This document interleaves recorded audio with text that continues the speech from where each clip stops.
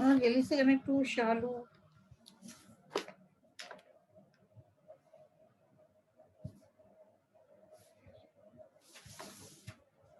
किरण चौधरी, किरण चौधरी, शिवानी चौधरी, किरण चौधरी, शिवानी चौधरी, किरण चौधरी, शिवानी चौधरी, शिवानी चौधरी, संगीता गौड़, अनीता चौधरी, करीमा चौधरी, संगीता गौड़,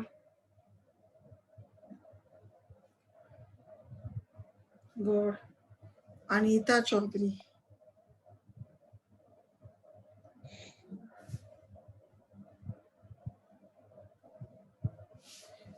मनीषा बैरवा, सोनाक्षी,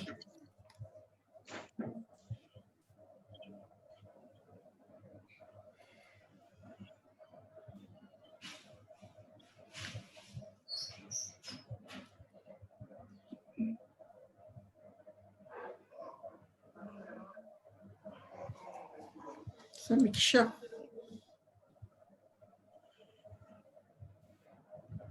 हाँ कौन कौन आ गया?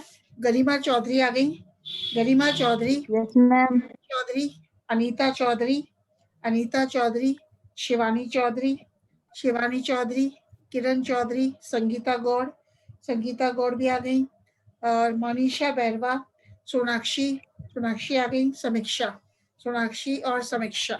आज अपन स्टार्ट करेंगे प्लांट फिजियोलॉजी एंड बायोकेमिस्ट्री। आज दूसरा पेपर स्टार्ट करेंगे, प्लांट फिजियोलॉजी एंड बायोकेमिस्ट्री। तो इसका पहले लिखाएंगे भी, पहले बाद में लिखाएंगे, पहले बोलेंगे, ठीक है? इससे आप लिखते भी जाना। प्लांट फिजियोलॉजी क्या नाम है? पादपकारी की एवं जैव रसायन, पादपकारी की एवं जैव रसायन।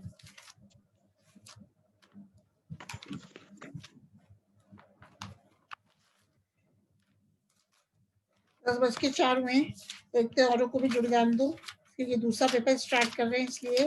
तो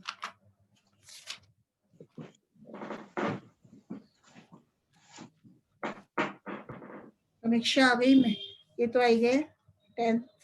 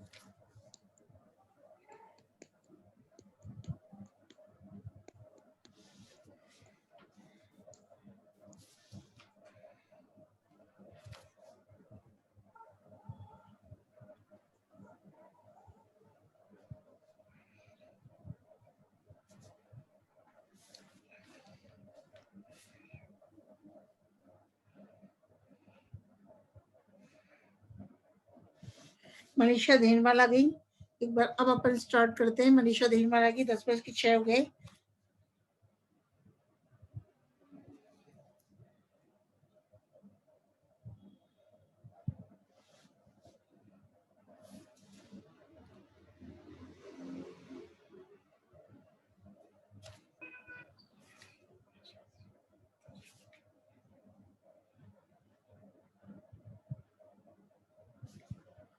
शालू प्रजापत, शालू प्रजापत, नेहा वर्मा एंड पूजा सामोटा, पूजा सामोटा।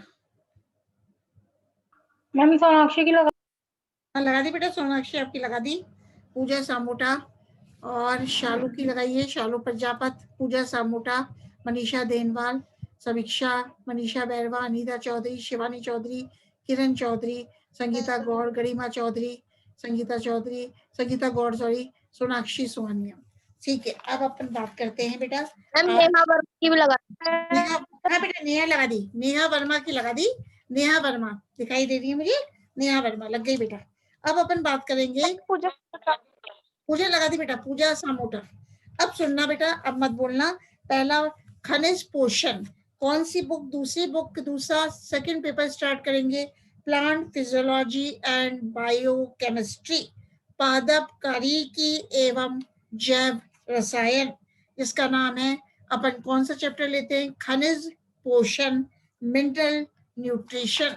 खनिज पोषण, मिनरल न्यूट्रिशन। तो पादप चैप्टर कौन सा मैं? मेरा खनिज पोषण, मिनरल न्यूट्रिशन।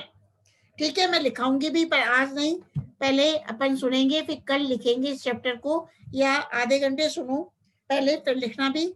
पादप अपना जीवन चक्र पूरा करने के लिए बाह्य वातावरण से अनेक तत्वों बाह्य वातावरण से अनेक तत्वों और पदार्थों को ग्रहण करते हैं।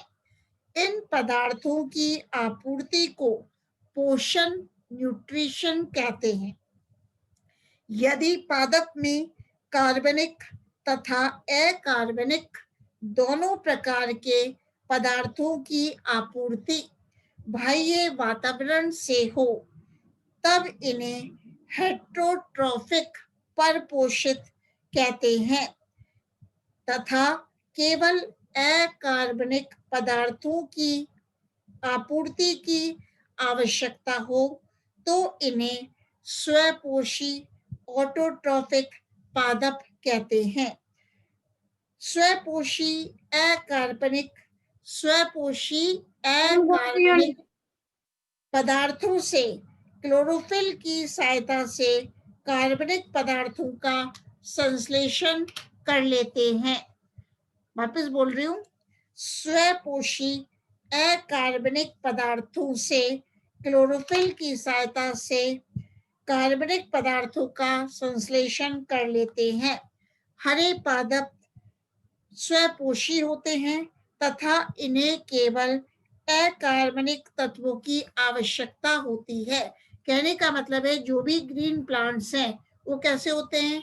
ऑटोट्रॉफिक होते हैं, स्वपोषी होते हैं और अपना भोजन स्वयं बनाने की क्षमता रखते हैं। तो हरे पादपों को अकार्बनिक पदार्थों अकार्बनिक तत्वों की आवश्यकता होती है। अब इसके अतिरिक्त सभी तत्व मृदा में उपस्थित खनिजों से प्राप्त होते हैं।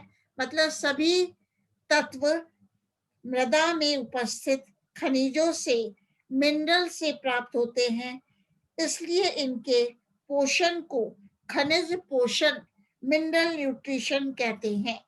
अब तक पौधों में लगभग 60 तत्वों की उपस्थिति पहचानी गई है।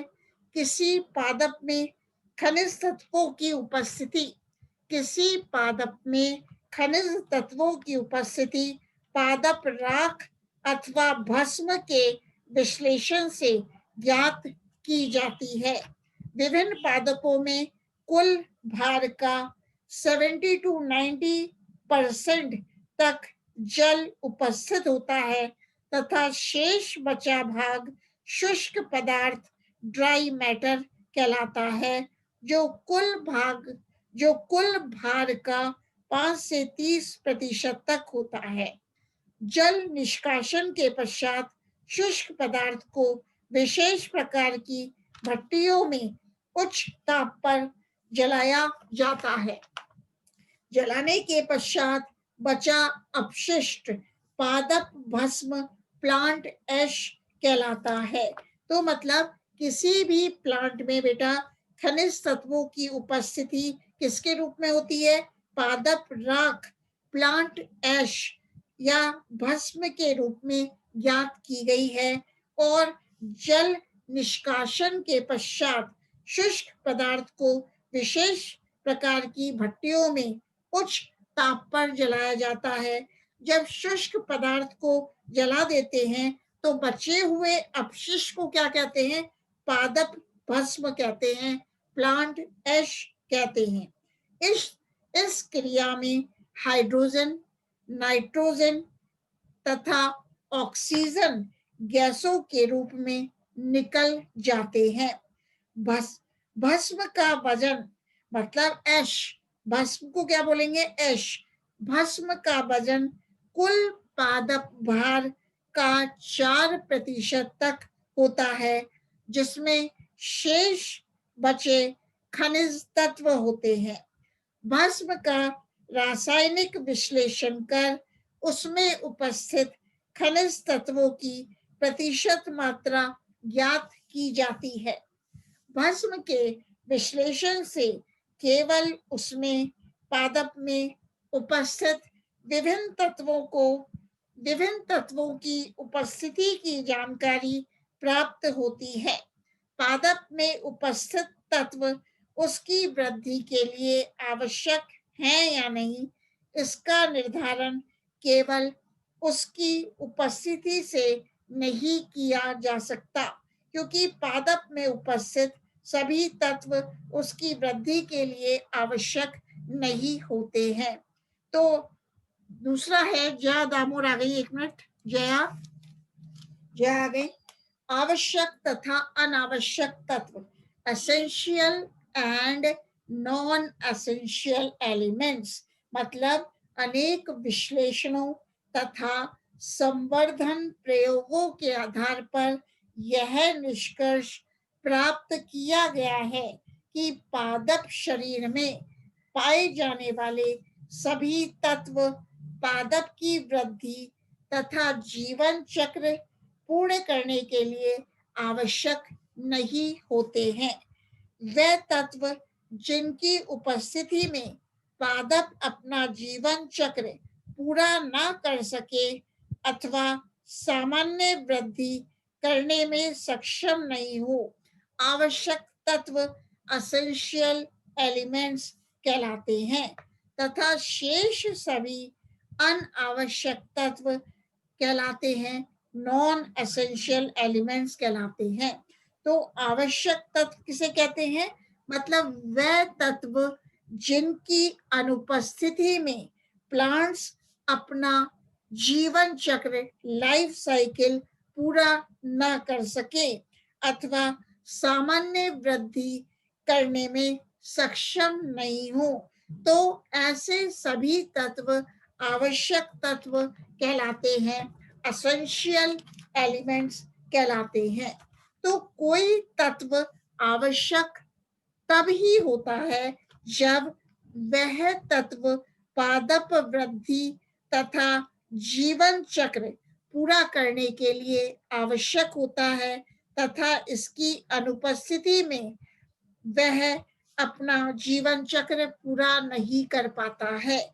मतलब अब मैं क्या बता रही हूँ, एसेंशियल एलिमेंट्स, कोई भी तत्व आवश्यक कब होता है? जब वह तत्व प्लांट ग्रोथ तथा प्लांट की लाइफ साइकिल पूरा करने के लिए आवश्यक होता है।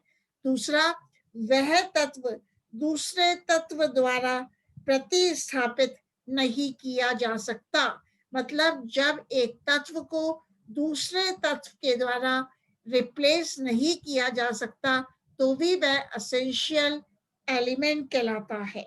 तीसरा है, उस तत्व का प्रभाव दूसरे तत्व के साथ अनोन्य क्रिया के कारण नहीं होता, अपितु वह सीधे ही उपापचयी क्रियाओं में प्रयुक्त होता है। मतलब वह तत्व जो कि मेटाबॉलिक एक्टिविटीज, उपापचयी क्रियाओं में प्रयुक्त होता है, वह भी एसेंशियल तत्व कहलाता है।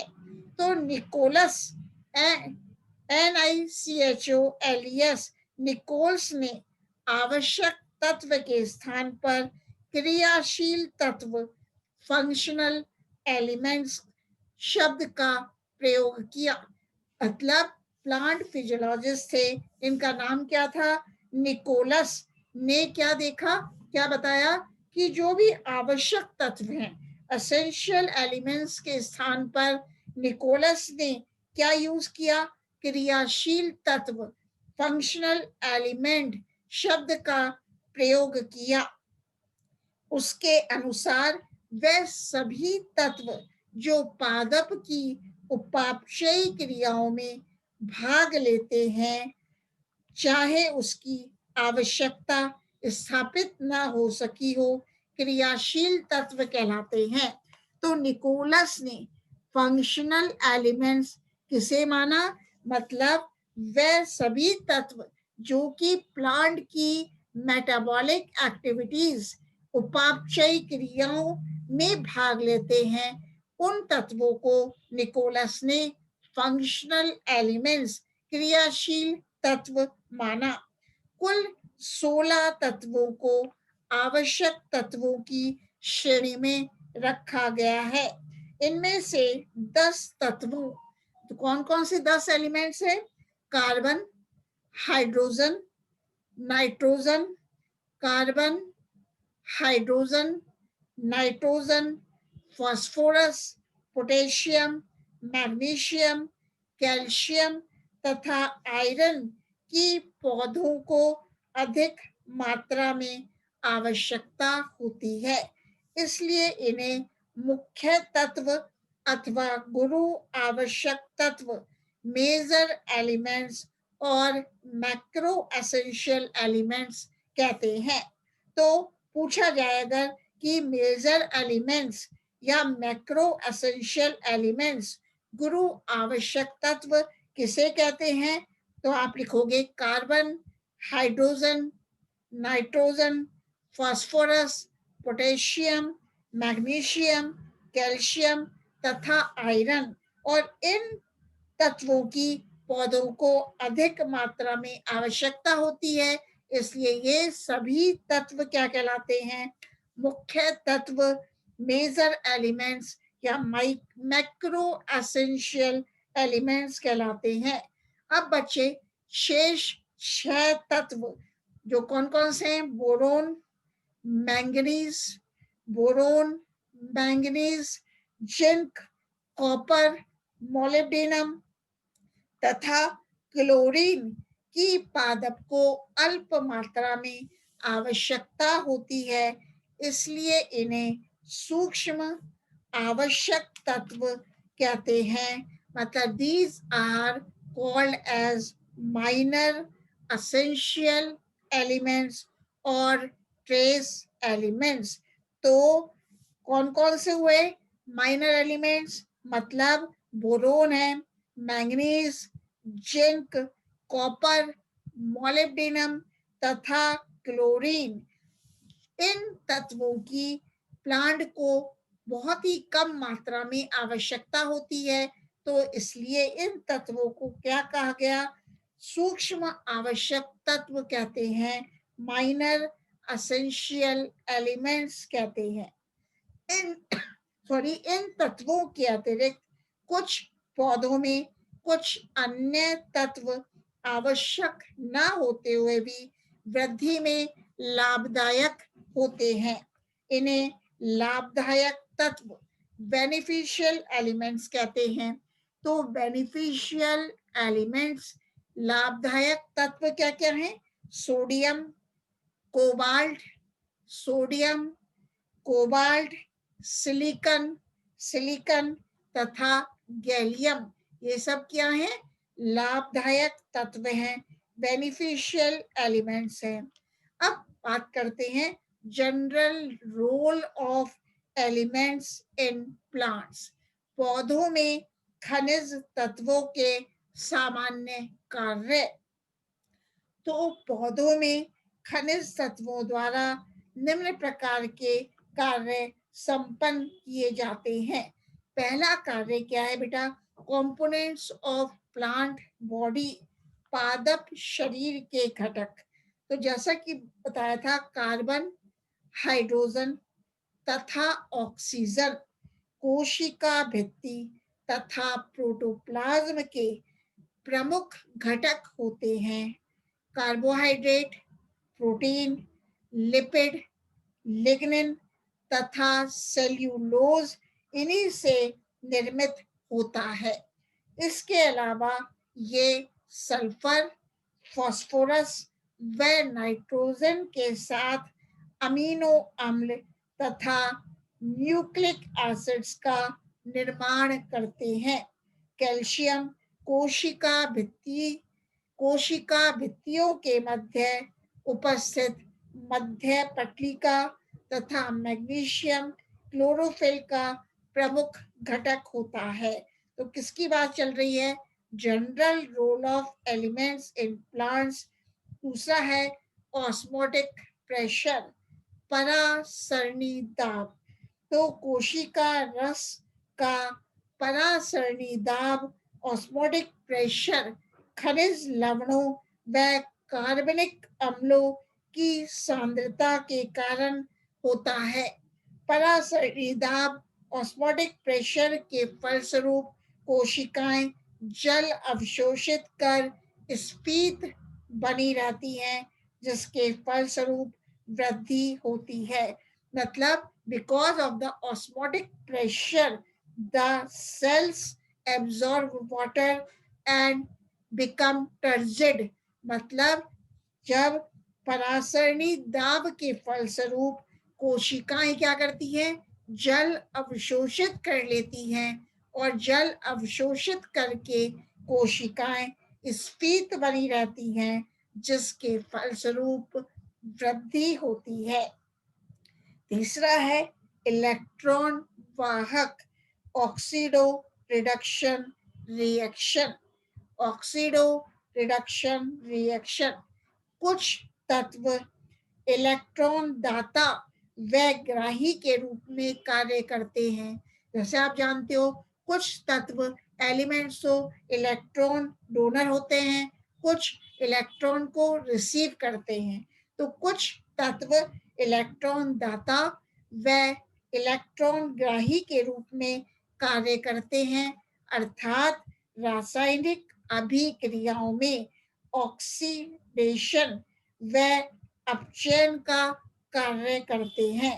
जैसे कि आयरन Fe2, फेरस और फेरिक आयन, फेरस आयन तथा फेरिक आयन। इसी प्रकार कॉपर में है Cu++, copper, cuprous plus cupric ion. अब बात करते हैं पारगम्यता, परमिएबिलिटी। तो कोशिका झिल्ली की पारगम्यता माध्यम में उपस्थित धन आयनों कैटायंस तथा ऋण आयनों एनायंस द्वारा प्रभावित होती है।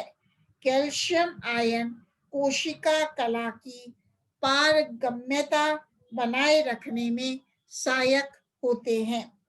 अब कैटलिस्ट उत्प्रेरक कुछ एंजाइम की सक्रियता में तत्वों का विशेष योगदान होता है।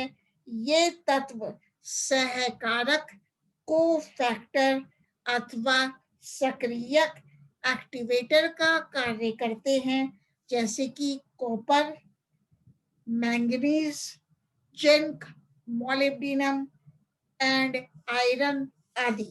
6 है टॉक्सिक इफेक्ट, विषकारी प्रभाव। कुछ खनिज तत्व सामान्य से अधिक सांद्रता में उपस्थित होने पर पादप पर विषकारी प्रभाव डालते हैं, जैसे कि एल्यूमिनियम, कॉपर, मरकरी, आर्सेनिक। ठीक है, मतलब ये एल्यूमिनियम, कॉपर, मरकरी, आर्सेनिक ऐसे मिनरल एलिमेंट्स हैं कि यदि ये पादप में अधिक सांद्रता, अधिक कॉन्सेंट्रेशन में उपस्थित होते हैं तो पादप पर, प्लांट पर टॉक्सिक इफेक्ट डालते हैं। तो नेक्स्ट है बैलेंसिंग इफेक्ट, नियंत्रणकारी प्रभाव। कुछ खनिज तत्व अन्य तत्वों के विषकारी प्रभाव को कम करने का कार्य करते हैं। अभी अपन ने पहले बात कही थी, कुछ तत्व ऐसे हैं कि अगर वो पादप में अधिक सांद्रता में उपस्थित होते हैं तो पादप पर टॉक्सिक इफेक्ट डालते हैं। तो कुछ तत्व बेटा ऐसे हैं जो विषकारी प्रभाव को, टॉक्सिक इफेक्ट को कम करने का कार्य करते हैं, और ऐसे तत्व जो कि विषकारी प्रभाव टॉक्सिक इफेक्ट को कम करते हैं, उन्हें नियंत्रणकारी तत्व कहते हैं, बैलेंसिंग एलिमेंट्स कहते हैं, नियंत्रणकारी तत्व कहते हैं, तथा इस क्रिया को एंटागोनिज्म कहते हैं। इस क्रिया को जब विषकारी प्रभाव को समाप्त हो जाता है तो इस क्रिया को एंटागोनिज्म कहते हैं। तो मुख्य नियंत्रणकारी तत्व हैं कैल्शियम, मैग्नीशियम व पोटेशियम। कैल्शियम, मैग्नीशियम व पोटेशियम। नेक्स्ट है पीएच पर प्रभाव। प्रभाव, इन्फ्लुएंस ऑन पीएच। खनिज तत्व कोशिका रस के हाइड्रोजन आयंस की सांद्रता पर भी प्रभाव डालते हैं। पीएच पर प्रभाव तत्वों की प्रकृति पर निर्भर करता है। तो अपन ने आज बात किसकी करी है? खनिज पोषण की। और इसमें दूसरा पेपर स्टार्ट कर दिया है, प्लांट फिजियोलॉजी एंड बायोकेमिस्ट्री। अब इन खनिज तत्वों के बारे में कुछ कल्चर एक्सपेरिमेंट्स भी किए गए, संवर्धन प्रयोग किए गए। तो संवर्धन प्रयोगों में पौधों को खनिज तत्वों के कृत्रिम माध्यम में उगाया जाता है। इन प्रयोगों द्वारा विभिन्न पोषक तत्वों की आवश्यकता ज्ञात की जाती है। इसके अतिरिक्त इन प्रयोगों द्वारा विशेष पोषक तत्व की कमी से पादप में प्रकट होने वाले लक्षणों, विशिष्ट तत्व की अधिकता के विषकारी प्रभाव तथा अन्य तत्वों के साथ अनोन्य क्रिया, इंटरेक्शन आदि का भी अध्ययन किया जाता है। तो संवर्धन प्रयोग, कल्चर एक्सपेरिमेंट्स दो प्रकार के होते हैं। कौन कौन से हैं बेटा? सॉल्यूशन कल्चर और वाटर कल्चर। विलयन संवर्धन। दूसरा है सैंड कल्चर। तो अपन बात करते हैं हम विलयन संवर्धन, सॉल्यूशन कल्चर। इसमें पौधों को खनिज तत्वों के विलयन में उगाया जाता है। विलयन को कांच या पायरेक्स के बर्तनों में भरते हैं तथा नवोद्भिदों को कॉर्क की सहायता से जार में निलंबित अवस्था में रखते हैं। इसमें नवोद्भिदों की केवल जड़ें ही विलयन पोषक घोल में डूबी हुई रहती हैं। जड़ों को श्वसन के लिए ऑक्सीजन की पर्याप्त मात्रा उपलब्ध कराने के लिए कॉर्क में मुड़ी हुई नली भी लगाते हैं। कांच के बर्तन को बाहर से काले कागज द्वारा ढक दिया जाता है ताकि जड़ों को प्रकाश से बचाया जा सके। मतलब क्या बताया? सॉल्यूशन कल्चर में, वाटर कल्चर में क्या करते हैं बेटा? जो भी प्लांट है उनको मिनरल एलिमेंट्स के सॉल्यूशन में रखा जाता है, खनिज तत्वों के सॉल्यूशन में उगाया जाता है। और जो विलयन है, किसका विलयन है? खनिज तत्वों का जो सॉल्यूशन है वो कांच या पायरेक्स के बर्तनों में भर देते हैं। कांच या पायरेक्स के बर्तनों में खनिज तत्व का विलयन भर देते हैं और सीडलिंग को, जिसको कि आप नवोद्भिद कहते हो, कॉर्क की सहायता से जार में निलंबित अवस्था में रखते हैं। तो जिससे कि क्या होता है? नवोद्भिद सीडलिंग्स की केवल जड़ें ही विलयन में डूबी हुई रहती हैं। जो भी नवोद्भिद है उसकी जो रूट्स है वो विलयन पोषक घोल में डूबी हुई रहती हैं, जिससे कि जड़ को रेस्पिरेशन के लिए ऑक्सीजन की पर्याप्त मात्रा उपलब्ध हो सके। और इसको करने के लिए कॉर्क में मुड़ी हुई नली भी लगाते हैं। तो पौधों के लिए आवश्यक तत्वों के लवणों को एक निश्चित अनुपात में मिलाकर संवर्धन विलयन तैयार किया जाता है। जिस तत्व के प्रभाव का अध्ययन करना हो उस तत्व के लवण को सम्मिलित नहीं किया जाता है, जिससे इसकी अनुपस्थिति से पड़ने वाले प्रभाव का पता चलता है। फॉर एग्जाम्पल, यदि हम कैल्शियम के प्रभाव का अध्ययन कर रहे हैं तो संवर्धन माध्यम में कैल्शियम का लवण नहीं लेते हैं। बेटा क्या कर रहे हैं, यदि हम कैल्शियम के प्रभाव का अध्ययन कर रहे हैं तो संवर्धन माध्यम कल्चर मीडियम में कैल्शियम का लवण नहीं लेते हैं। यदि इस विलयन में पादप सामान्य वृद्धि नहीं दर्शाता है, पादप सामान्य वृद्धि नहीं दर्शाता है, तो इसका अर्थ है कि यह तत्व पादप के लिए आवश्यक है। पादप के लिए विशिष्ट तत्व की वास्तविक आवश्यक सांद्रता को भी इन प्रयोगों द्वारा ज्ञात किया जा सकता है। संवर्धन विलयन, हाँ बेटा ये थोड़ा सा अनस्टेबल हो गया था।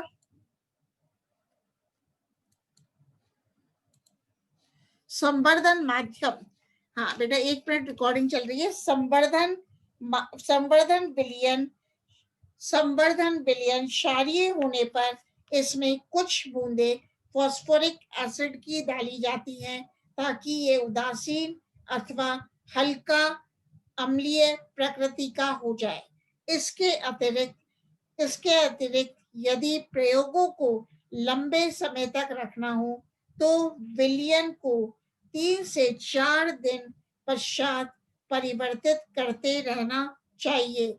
संवर्धन विलयन हमेशा डिस्टिल्ड जाता है। तो बेटा ये दूसरा पेपर अपना चल रहा है, कल से दिखाया